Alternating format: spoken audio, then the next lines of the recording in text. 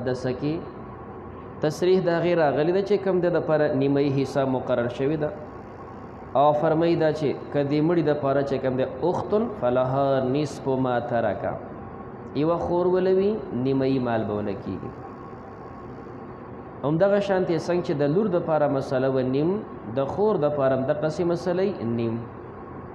معنا یو سړی مړ شو د ده چې کوم د ښکته سلسله نشته او د بره سلسله ام نشته خورې ده ورسره تره دی نو نیم مال به د خور ته ورکړي او نیم پاتې شو دا به ځي تره ته په طریقې د عصوبت سره ولې که ښکته سلسلې وي په برو کې وي بیا خویندو ته چې کوم د حصې نه نو چې لاندې بچي نو سیم نشته پلار نیکم بره نشته دی خوا چې کوم د خور ده نو خور ته به نیم ورکړی شي نو دا نیم او به ګوري چې کوم دی ترې نو هغه ته به ورکړی شي بیا مسله د دوه نه کې والثلثان للاثنتين او ثلثین ورکولی شي دوه ته چې دوه خویندې وي فصاعدتن یا د دې دوه نه زیات وي دا دویم حالت دی که خویندې دوه راغلي وي یا د دوه نه زیاتې وي دوی د پاره به ثلثین وي دا هم قرآن کې ذکر دی فإن کانت اثنتین فلهما الثلثان خویندې دوه وي هغوی د پاره دوه دي د دوه نه زیات وي خویندې راشي چې څومره وي بره بیا انتها پورې بیا دغه ثلثین دي او وړاندې د مسله وی چې د دوه لوریانو یا زید د لوریانو د پاره هم ثلثین وو د عبدالله سے پکې لږ اختلاف وو د جمهور رایا د دوا او د دوه نه بره د جماعتو د خویندوم دا مسله ده د لوریانو دا مسله ده دریم حالتو ومع الاخ لاب و ام دا خویندې وي او سره رور راغلی دی او دا رور سکرور دی نو لذکر مثل حظ الانثیین بیا به تقسیم داسې کولی شي چې دا خور رور دا به غونډ یو ځای کې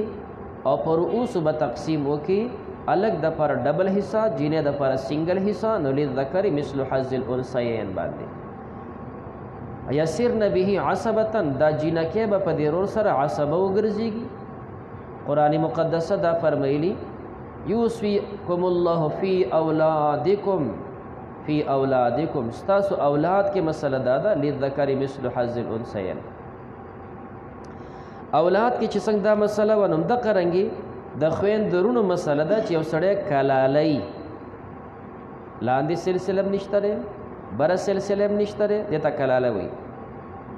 نو بیا فرمایي و ان کانوا اخوه رجالا ونساء دا خويندرونه راشي خويندرونه نو په لذکر مثل حظ الانثیین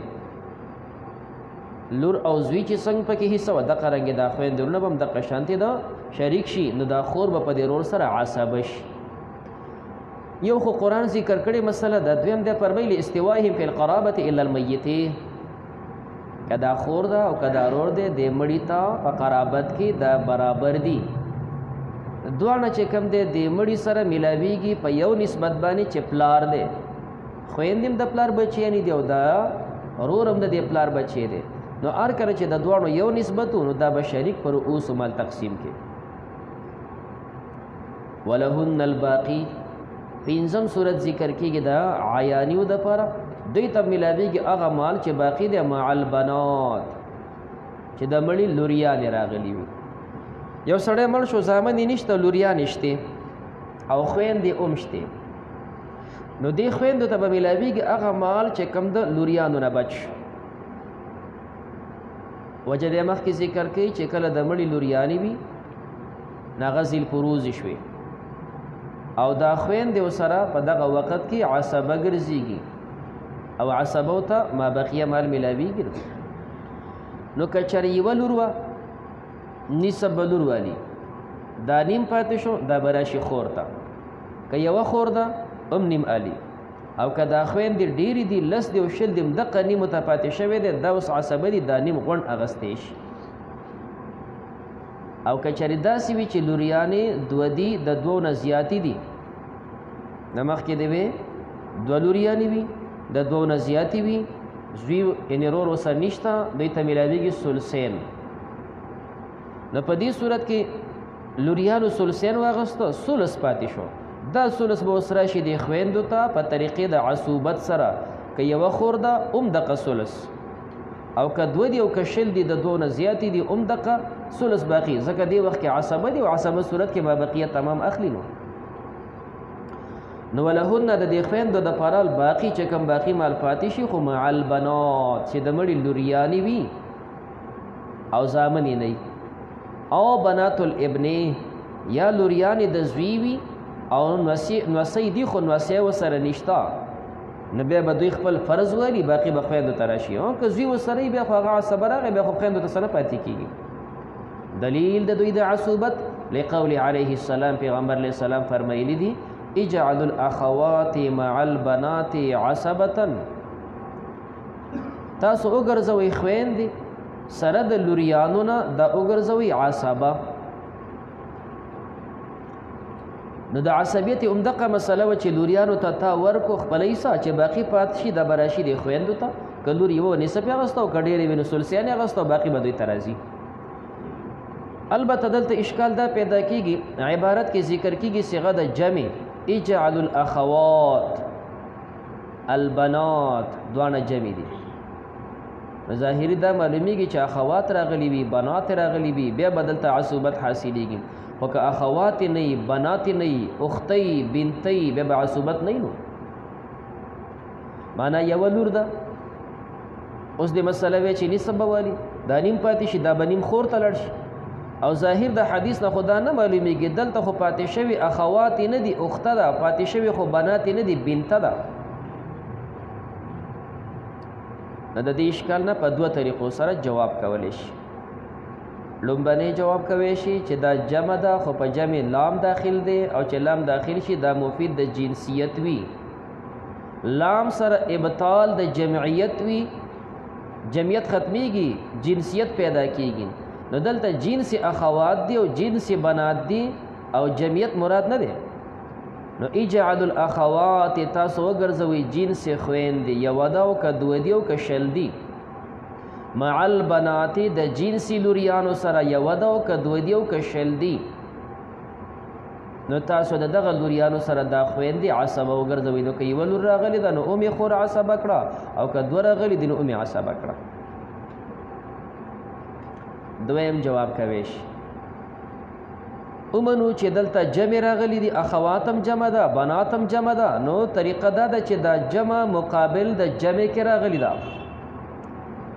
جمع مقابل د جمع کې راغلی ده او جمع چې مقابل د جمع کې راشي تقسیم د احادو کېږي په احادو باندې تاسو کتابونو کې ولا مثال وایي رکبو دوابهم لبسو ثيابهم لبسوم جمع و ثيابم جمع و نو جمع مقابل د جمع کې شو تقسیم د احادو په احادو شو ار سړی خپل کمیس غوندي دا نه چې دا غونډه جمع شو په شریک یو کمیس غوسته دی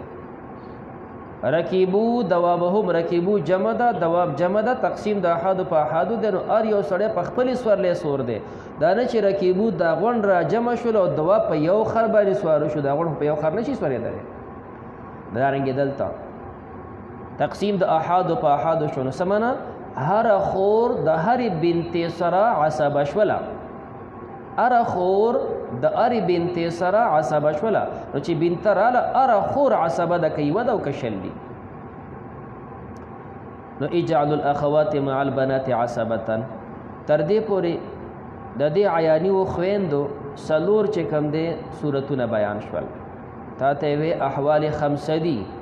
او بیان کړل سلور یو النصف دویم والثلثان درې متا ته بیان کو ومع الاخ لاب و ام للذكر مثل حظ الانثيين او سلورم حال بیان کو ولهن الباقي مع البنات ولهن الباقي مع البنات سلور احوال او چې سلور بیان کړل نور پسې مخکې وی والاخوات لاب پنځم څه شو پینځم دلته ذکر نکو دا پینځم پری خود دی بلته نو دا عیانی خويندې دي د دوی پینځم حال او دا بل پسې ذکر کیږي علاتی خويندې د دوی وم حال دا دوړ یو دی د دوی چې کم دی پینځم او د علاتیو وم حال دا یو دی نو په دې مخکې کې پرېښود وروسته کې ذکر کوي دپاره د اختصار دپاره د اختصار دا دواړه یو کوي نو ځکه دلته صرف څلور ذکر کړو پنځم پاتې شو هسې نه چې ته پسې کتاب ګرې لکه پنځم خو پکې نشته والاخوات لاب دغه عیانی وي دا علاتی خویندې دی فرمایي کل اخوات لاب و ام دوی په شان د اخواتو عیانیو دي هغه صورتونو کې چې کم هغوی دپاره حاصل وو هغه دوی دپاره دي البته څه صورتونه پکې زاید دي ماهرین د علم فرایض ذکر کوي نسبت د علاتی و خویندو عیانیو ته داسې دی لکه نسبت د بنات الابن بناتو ته لږ ریوس لاړ شي د بناتو احوالو بیا د بنات الابن دلته ذکر شول عیانی اوس پسې ذکر کوي علاتی آلته چې څنګه نسبت د بنات الابن بناتو ته اقرنګ دلته نسبت دی د عیانی او د علاتی په منځ کې گویا داسې ووایه چې عیانی دا پشان د بناتو دي او علاتی دا پشان د بنات الابن دي آلته چې بنته وه نو دې خوا بنات الابن یا ساقط وي یا مرتبه رسته کوله نو دارنګې دلته چې عیانی دي علاتی به یا ساقط وي که چېرې دا عیانی داسې وي چې خپل فرض غونډ اغستی شي او که د عیانی غونډ فرض نشو اغستی نو علاتی به نه ساقطېږي خو مرتبه به رسته کېږي نو دا اخوات لابن دپاره دا کل اخوات لابن او امین دي ولهن احوال سبعون دوی دپاره و احوال دي یو النصف للواحده یو حال یعنی دا د عیانی و ام دی لکه څنګه چې د بنتې دپاره نصف و بنته نه وه بنت الابن دپاره نصف و دقه رنګې عیاني دپاره نصف دی چې عیاني نه وي میرنۍ خور به رامخکې شي علاتی دپاره نصف دی خو دا نصف چې علاتی ته میلاویږي شرط دا دی چې اخوا عیاني ګوره نه وي او ثلثان دا دویم حال دی دام په شان د عیانیو دی هلته ثلثان میلاوېده اثنتینو ته علاتیو ته به هم ثلثان میلاویږي پس واحده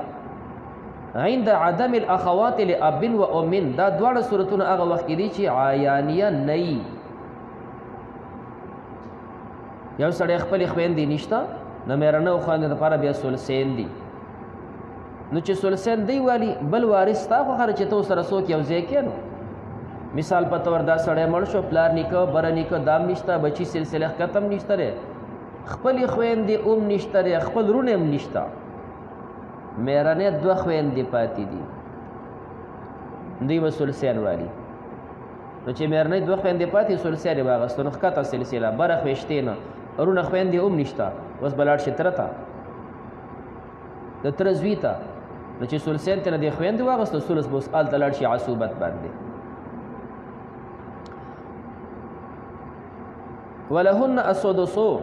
دریم حال دا دی چې کوم دی دوی دپاره به سدس کېږي مع الاخت لاب و ام یعنې دا حالت مغایر دی د مخکینو نه مخکینو کې دا نه و دلته ورسره سدس شتې یوه چې کوم دی لور راشي دا څه ورته وایي عیاني خور راشي او یوه علاتی خور راشي نو څه وکوه نصف ترې نه ورکړه عیاني خور ته په طریقې د فرضیت باندې او سدس به ترې نه ورکړي علاتی خور ته هغه سدس چې د دې نصف سره یو ځای کړي نو ثلثین به شي ثلثین پوره شول اوس دا باقي چې ثلث پاتې شو دا چې کوم دی تره به ونه ګوري د تره زوی به ونه ګوري که دا نه د پلار تره به ونه ګوري د نیکه تره به ونه ګوري بل ځای ته بیا رسیانو نو ولهن السدس مع الاخت لاب و ام دا ولې ورکوو تکملتا للثلثین تا مخکې مسله وې جنکو دپاره چې یوازې فرض وي دا ثلثینو پورې ورکولی شي نصف ورکولی شي ثلث ورکولی شي ثلثین ورکولی شي او په طریقې د فرضیت باندې یوازې جنکې د ثلثین نه بره حصه نشي اخیستلی څلورم حالت ذکر کوي ولا یرثن مع الاختین او دا علاتی وراثت نشي حاصلولی چې کله عیانی اختینی وي وجم دا ده چې کله عیانی اختین موجود شوي نو د ثلثین واغستل اوس دې خبره کوله چې جینکې یوازې فرضیت ثلثینو پورې اغستی شي بره نشي اغستی نو چې عیانی وي هغې ثلثین واغستو په فرضیت سره نو غونډ فرض دی واغستو اخوا علاتي ته څه پاتې نه شو نو چې پاتې نه شو نو یسقطونه دوی چې که لا یرثنه دوی به وراثت نشي اخیستی مع الاختین لاب و ام. پنځم حال ذکر کوي الا ان یکون معهن اخون او که دوی سره رور وي لابن او چې رور ورسره شتي نو فیعصبهن د رور په وجه باندې به دغه خویندې عصبه شي اوس به دوی وراثت هغه باقي اخلي. صورت د مسلې وایي یوه عیاني خور ده او بله علاتی خور ده او سره د علاتی سره رور دی نو نسب به ورکړي عیاني خور ته دا نسب چې پاتې شو دا به لاړ شي هغه علاتی خور او رور ته دا نسب به په هغې باندې تقسیم کې نو مسله به د شپږونه شي درې به ورکړي عیاني ته درې به ورکړي هغوی ته هغوی به لذکر مثل حظ الانثیین کې دو به الک والی یو به جینۍ والی او که چېرې عیاني خویندې دوه پاتې شوي دي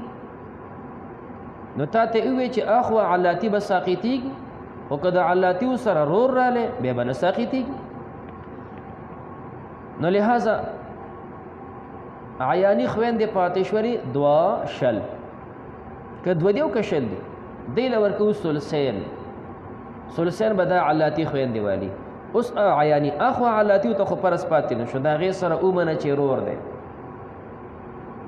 نو یو سره رور رالی یوې خور وه دغه چې کوم دی عصبه شول لہذا مال چې کوم دی درې حصې شو ثلثین پکې دوه دي دا به ورکړي چې کوم دی دی عیانیو ته واحد پاتې کېږي هغوی ته او چې واحد پاتې شو هغوی ته هغوی باندې دا نه تقسیمیږي نو کسر راغی او چې کسر راغی قانون به مخکې ذکر کوو تا حصې چاله ورکړي او په هغوی کسر وي بیا به نسبت ګورو څه نسبت دی تباین دی توافق دی څه شی دی دلته تباین دی ځکه حصې یوه ده رؤوس درې دي یو په دریو نه تقسیمیږي کل رؤوس راواله او دا به ضرب کې په اصل د مسلې کې په اول د مسلې کې داسې هم کولی شي او که داسې نه وایي د اول نه چې کوم دی مقرر کړي هم کولی شي نو کل رؤوس دي درې دا براوالی په اصل د مسله کې به ضرب کې اصل د مسلې و د دریو نه نو درې په دریو کې نهه مسله نهو ته لاړه د چا چې حصه وي د اصل مسلې نه هغه به راخلي او مضروب کې به ضربه یي هغه ته به حصه ورکې اصل د مسلې نه عیاني سره دوه به راواخلي ضرب به کې مضروب د مسلې کې چې درې دي نو دوه په دریو کې شپږ د نهو نه به شپږ ورکې عیاني ته دوه عیاني وي په هغو به تقسیم کې درې درې به ورسیږي د اصل مسلې نه یو علاتی سره دا به ضرب کو په اصل د مسلې کې چې درې دي یو په دریو کې درې د نهو نه به دوی له ورکې نو عیاني رور علاتی رور دی دو به هغه والي او بل علاتی خور به یو به دی له ورکې تصحیح دغه طریقه وي. نو فرمایي دا چې الا ان یکون معهن د دوی سره وي اخون لابن رور سره شي فیعصبهن دا به دا خویندې عصبه کی والباقی به دا باقی مال به دی په منځ کې للذکر مثل حظ الانثیین په انداز به تقسیمه. والسادسة شپږم صورت ظاهری اشکال دا پیدا کیږي چې هغه ځای نه موږ احوال ذکر کوو خو مصنف تصریح نه کوي چې دا الاولا الثانی الثالث دلته راشه کوم چې شروع شول احوال د علاتیو نو ذکر کوي چې کوم د دوی دپاره اوه احوال دي النصف للواحد والثلثان للاثنتین داسې وایي خو الاولا الثانی خو پکې نه وایي نو دا په دې صورت کې دی ولی وایي چې السادسة شپږم صورت دلته په دې شپږم باندې تصریح ولې کې نو جواب ته نه دا دی دا مخکینی صورتونه چې کوم بیان شول پنځم او څلورم صورت دا په طریقې د استثناء سره ذکر شو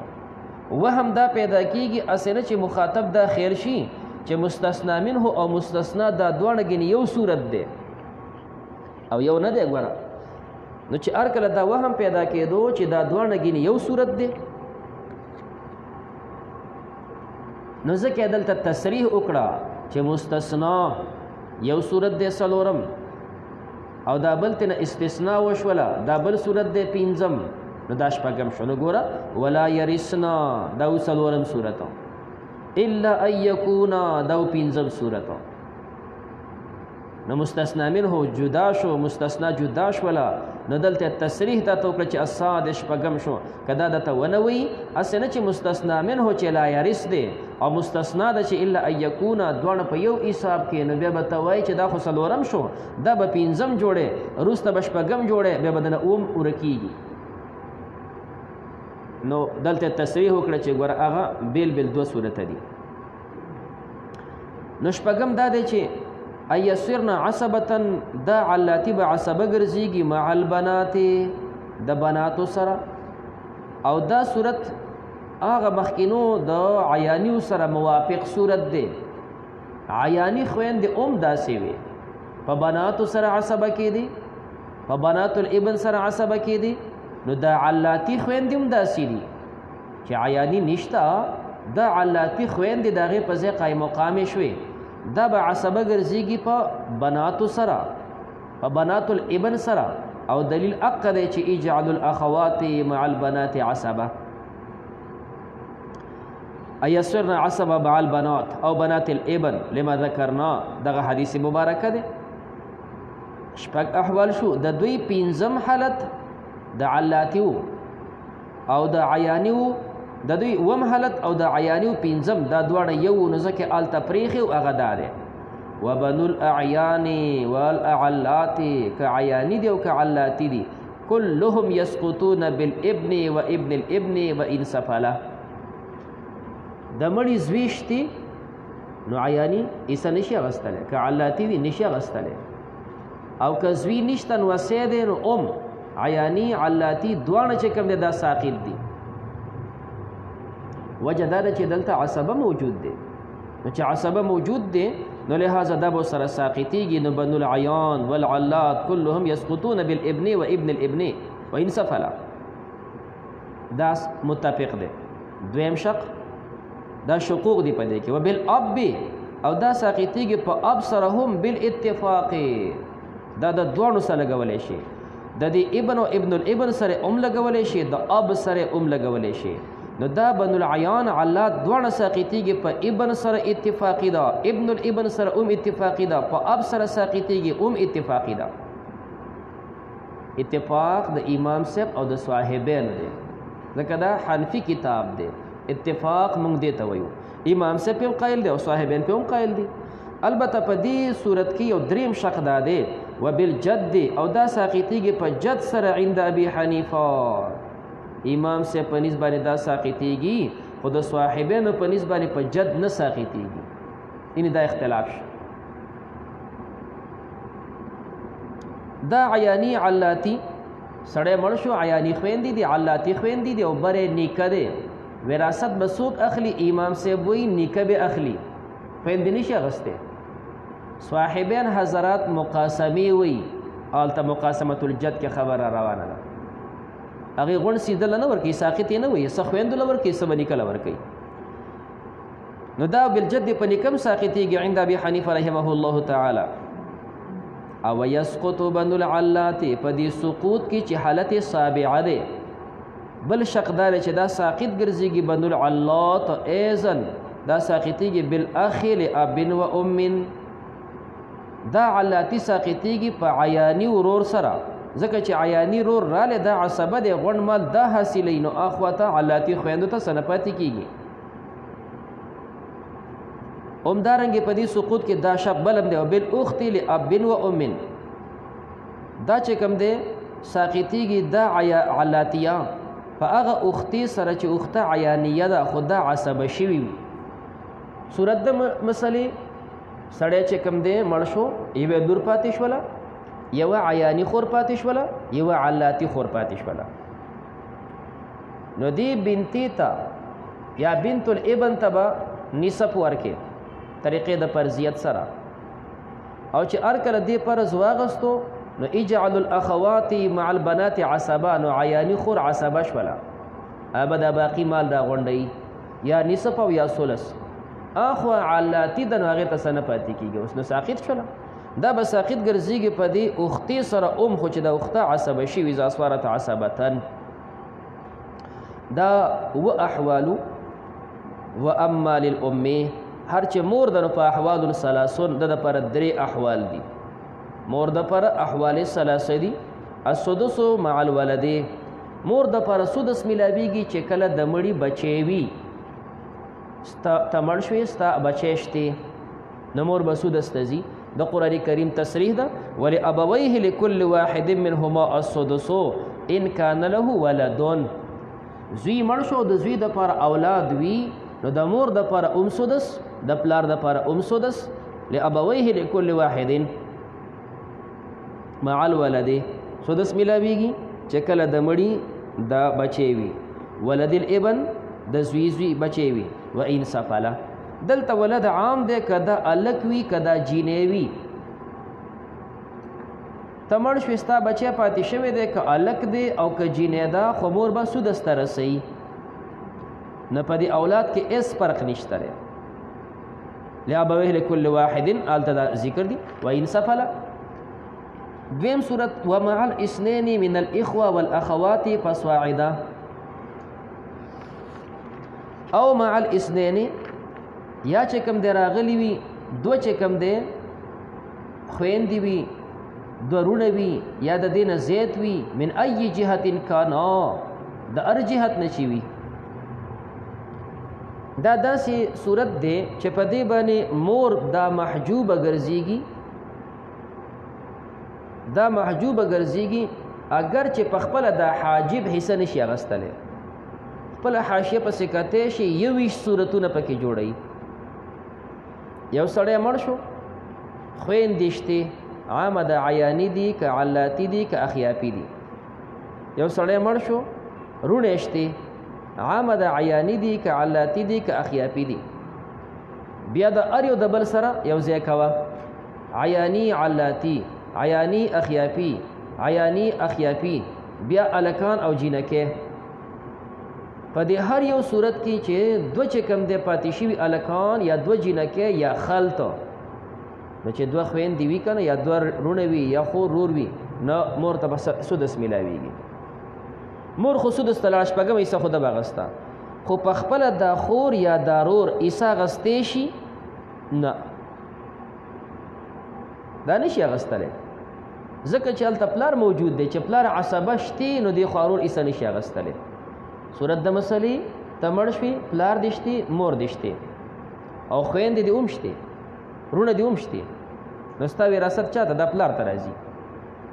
مور ته به څه شی ورکوو د دې رونو په وجه باندې د دې خویندو په وجه باندې مور سدس ته لاړه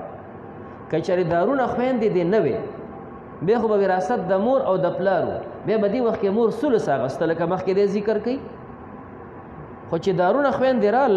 دا مور یې د ثلث نه واغسته او سدس ته یې ورسوله خو دارونه خویندې حصه نشي اخیستی ځکه هلته پلار دی دا 5 حصې به غونډې پلار ته راځي خو دوی صرف د مور د ثلث نه سدس ته رسولې ده نو مع الاثنين چې دوه کسان راغلي وي من الاخوه والاخوات پس واعده یا دې نه زیات وي من ای جهت کانا هر جهت نه چې وي نو د مور دپاره به سدس وي او په دې کې دا تقریبا 20 صورتونه جوړېږي خپله حاشیه پې کتی شي وثلث الکل صورت بل دا دی چې د مور ته میلاویږي ثلث د کل مال عند عدم هؤلاء چې کله دا کسان نه واپس مړی دا غزوی نشته لوریم نشته نوسیم نشته خویندیم نشته نو چې کله ستا ښکته سلسله م نه د سیټ رونه خویندیم نه خبره خوشتې پلار نو اوس به دې وخت کې مور دپاره ثلث شي او چې ثلث شو چې کم دی نو ثلثین به د پلار ته پاتې کېږي نو وثلث الکل نو ثلث د کل مال به عند عدم هؤلاء المذکورین چې زامن لوریانې نه نوسی او نوسی نه رونه خویندې نه دا مذکورینو نو ثلث د کل مال به مور ته میلاویږي انو دا هم قرآن مقدسه کې ذکر دی قرآن کې دا ذکر دی چې وارثه ابواهو یو سړی مړ شي او ښکته بچي نشته وراثت یې پاتې کېږي مور او پلار ته فلامه الثلث وورثه ابواهو فلامه الثلث او دا موقع د بیان ده هر کله چې ثلث پکې میلاو شه مور ته نو ثلثین ډایرکټ دا د پلار شول وثلث ما بقیه بل صورت دی چې ثلث د ما بقیه به ورکولی شي بعد فرض احد الزوجین پس د فرض ادا کولو د یو د زوجینو نه معنا دا ده چې یو کس مړ شي ښځه مړه شوه نو خاوند یې پاتې شو خاوند مړ شو نو ښځه یې پاتې شوه دې خوا یو سره مور هم ده ته مړ شوې نو ستا ښځه پاتې شوه خو دې خوا د یو سره مور هم ده خو ستا مور د ښځې مور نه د ښځې مور تا سره څه کار دی یا چې کوم د ښځه مړه شوه ته پاتې شوې خو د ښځې مور ده نو دې وخت کې به دې مور ته میلاویږي ثلث د مابقیه خو چې ته ترې حصه والې ستا په مال کې به ستا مور ته میلاویږي ثلث د مابقیه خو چې مخکې د ښځه حصه والې دې صورتونه ذکر کوي وثلث مابقیه بعد فرض احد زوجین وذلك فی مسألتین دا دوه مسلې دي هغه مسله زوج و ابوین یو مسله و زوجة و ابوین دا دوه مسله زوج و ابوین نو چې خاون پاتې شوی دی او سره مور او پلار دي نو څوک مړه شوی ده ښځه ستا ښځه مړه شوله نو ته پاتې شو د ښځې مور او پلار پاتې شوي دي نو چې کله ښځه مړه شو بچي نشته نو تا ته به څه میلاویږي نصف تا ته نصف میلاویږي لہذا نصف چې کوم دی موږ درکوو تا ته نو مسله به جوړ کړو د شپږو نه نصف پکې درې نه دا درې د زوج د خاوند باقي پاتې شول درې دا به ستا د ښځې مور او پلار ته لاړ شي ځکه مړه خو هغه ده ما بقیه پاتې شوي دي 16 درې ثلاثه په دې کې 16 دی یو دا به د ښځې مور ته لاړ شي او باقي پاتې شو دا به د دې ښځې پلار ته نو زوج و ابوین مسله د شپږو نه شروع کېږي نصف پکې درې دي دا د زوجو باقي درې پاتې شول د دې ما بقیه 16 دی یو دا به د مور شي دو پاتې شو دا به زی پلار ته په طریقې د عصوبت باندې نو 16 ما بقیه دقو وزوجة و ابوین ښځه پاتې شو د مور او پلار نو دې وخت کې خاوند مړ شو دا دویم صورت دی خاوند مړ شي ښځه پاتې شوې ده نو چې خاوند مړ شو د خاوند بچی نشته ښځې ته میلاویږي ربع و ابوین او د خاوند مور او پلار دي نو چې ښځې ته میلاویږي ربع نو مسله د څلورو نه شوله فربع کې اربعو کې ربع یوه ده دا به میلو شي د ښځې ته چې خاوند یې مړ دی باقي پاتې شول درې په دې کې به ثلث راوباسو ما بقیه د فرض د دې ښځې نه درې پاتې شوي دي او په دې درېو کې ثلث یو دی دا به ترې ورکو مور ته باقي پاتې شو دوه دا به شي پلار ته وزوجة و ابوین ولو كان مكان الاب جد آلته تا ته وی چې جد کالاب الا فی 4 مسائل جد دا پشان د پلار وی خو څلورو مسلو کې نه هغه څلورو مسلو کې دو مسلې دادي ولو كان مكان الاب کچری پزید دغه پلار باندې جد راشي نه فللام به بدی وخت کې د مور د پر ثلث دا نه ورکې بلکې ثلث جميع المال ځکه چې دلته نیکه راغی او دی خوا د مور ده که نه نو که د مور حصه زیاته شي نو په نیکه زیاته شوې ده او هلته د ثلث جمیع ځکه نه ورکړو چې د مور حصه بیا په خاوند زیاتېدله او خو مور او پلار نو چې مور او پلار او تا د غونډ مال ثلث ورکوو نو د مور حصه ډېره راتلله او اخوا یې پلار حصه کمېدله او دا پلار خو خاوند دی د دې مور نو د ښځې حصه په خاوند سیوا کېدله نو ځکه مو هلته ثلث د مابقیه ورکوو او دلته مور ده خو پلار اوسه نشته دی نو نیکه دی نو نیکه خو څه دې مېړه خو نه دی نو که د دې مور حصه سیوا شي نو په خاوند نه سیوا کېږي په نیکه سیوا کېږي نو دلته نیکه سره ځکه ورکوو ثلث د کل او د خاوند سره مو ورکوله ثلث د مابقیه وجه دغه ده چې دا حصه سیوا نه شي هلته او دلته که سیوا کېږي جو سیوا دي شي که نه نیکه دی نو مسله ذکر کوي که چېرې دې په ځای باندې نیکه راشي نو بیا به د دې مور دپاره سوي ثلث جمیع المال ثلث د جمیع مال به شي واپس دغه مخکیني صورت ته ورشه مسألتین زوج و ابوین ښځه مړه شوله یوې خاوند پاتې شو او یو د دې ښځې مور ده او بل د ښځې نیکه دی ښځه مړه شوله یو د ښځې خاوند پاتې شو او یو د ښځې مور ده او بل د دې ښځې پلار نه نیکه دی نو خاوند له کېږي نصف او مور ته ورکوو ثلث د کل مال خاوند له کېږي نصف مور له کېږي ثلث د کل مال نیکه خو عصبه دی مسله کې چې راشي نصف او ثلث مسله کېږي د شپږو نه. نو مسله به د شپږو نه شروع کړي. نصف په شپږو کې 3 دا به ورکړي زوج ته. نصف په شپږو کې 3 دا به ورکړي زوج ته. او ثلث په کل شپږو کې ثلث 2 دي. ثلث د کل مال په شپږو کې ثلث څه دی؟ 2. د دې شپږو نه به 2 ورکړي مور ته. باقي پاتې شو یو دا لاړ نیکه ته. اینې اوس د مور حصه زیاته شوله. که همدغه شان د پلار سره کوو نو بیا به پلار ته پاتې کېږي یو. مور به اخلي 2 پلار به اخلي یو. د مور حصه سیوا کېږي په پلار باندې. دا ښځه خاوند دي د ښځې حصه څنګه سیوا کېږي په پلار باندې؟ نو هلته ځکه ثلث د کل نه ورکو او دلته په نیکه کې ثلث د کل ورکو. که حصه سیوا شوله سیوا دي شي که نه خواته خو حصه خاوند خو نه دی خو نیکه دی. دارنګې دې بل ته راوړه وزوجة و ابوین. سړی مړ شو یوې ښځه پاتې شوله او د سړي مور ده او د دې سړي نیکه دی. د سړي پلار نه دی سړي نیکه پاتې شو.